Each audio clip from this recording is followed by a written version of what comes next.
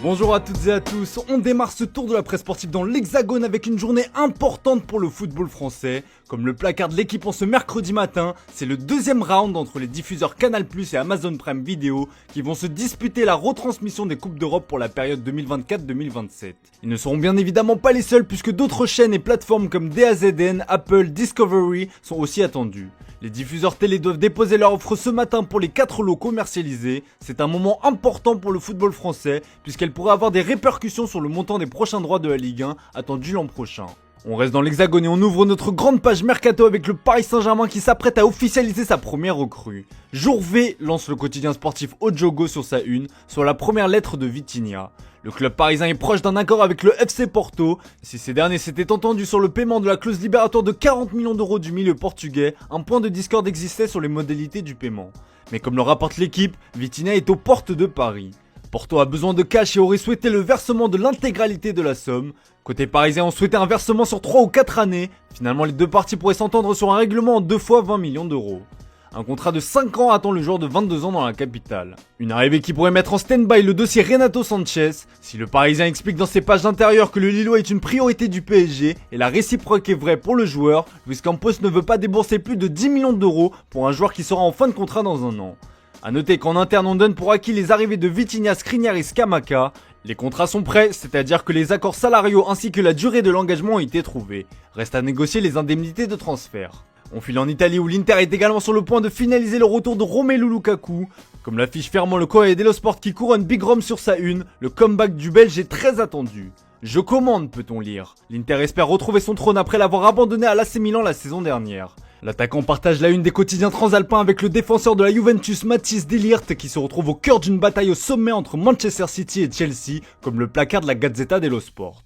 Les deux clubs espèrent tous deux recruter le néerlandais mais la Juventus demande 120 millions d'euros pour le libérer, soit le montant de sa clause libératoire. En cas d'éventuelle vente, la vieille dame a déjà des idées de comment réinvestir l'argent. Zaniolo et Kostic sont notamment visés. Et pour remplacer numériquement le néerlandais, le rock défensif du Napoli Kalidou Koulibaly est dans le viseur.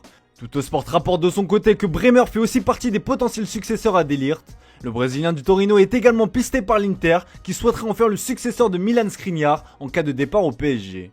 On prend la direction de l'Angleterre où ça bouge aussi énormément sur le mercato. Pour le premier recrutement de Todd Boehly à la tête des Blues, le propriétaire américain veut frapper fort. Comme on vous l'a expliqué ces derniers jours, Raheem Sterling fait office de priorité. Alors que les négociations patinent, Todd Boehly a pris les choses en main. L'appel de Londres lâche tout simplement le Manchester Evening News sur sa une. L'homme d'affaires a appelé ses homologues de City pour connaître le montant exact réclamé pour l'ailier. Le quotidien britannique explique que les Sky Blues vont respecter le choix du joueur et n'attendent désormais plus qu'un accord financier avec Chelsea. Dès lors, les choses pourraient rapidement s'accélérer. Une arrivée de Raheem Sterling est même espérée d'ici la fin de semaine, au plus tard à la reprise des Blues qui est fixée au 8 juillet. Décidément, Chelsea est déterminé à se renforcer cet été puisqu'une bombe a été révélée hier soir avec une offensive pour Rafinha. Au cœur d'une bataille entre le Barça et Arsenal, l'ailier de Leeds pourrait finalement filer à Chelsea. Le Daily Mirror affirme qu'ils sont prêts à lâcher pas moins de 64 millions d'euros pour convaincre Leeds de lâcher son joueur. Il se murmure même qu'un accord serait proche. De son côté, Manchester United s'apprête aussi à frapper un grand coup en s'offrant Frenkie de Jong. Tout semble bouclé pour le néerlandais qui va débarquer chez les Red Devils contre un chèque d'environ 81 millions d'euros bonus compris. Comme le relaye encore le Daily Star et le Daily Express, l'arrivée de Tyrell Malacia est en très bonne voie. Manchester United est sur le point de coiffer l'Olympique lyonnais pour le latéral néerlandais. Surprise lance de son côté le quotidien AD. Un accord est proche pour un transfert estimé à 15 millions d'euros bonus compris. Décidément, les clubs anglais sont en feu en ce début de mercato. Allez, on termine ce tour de la presse sportive en Espagne avec le dossier Robert Lewandowski qui se rapproche de son dénouement. Car comme le placard sport sur sa une, le Barça va présenter son offre finale au Bayern Munich pour le buteur polonais. Et comme vous pouvez le constater, elle sera de 40 millions d'euros bonus compris.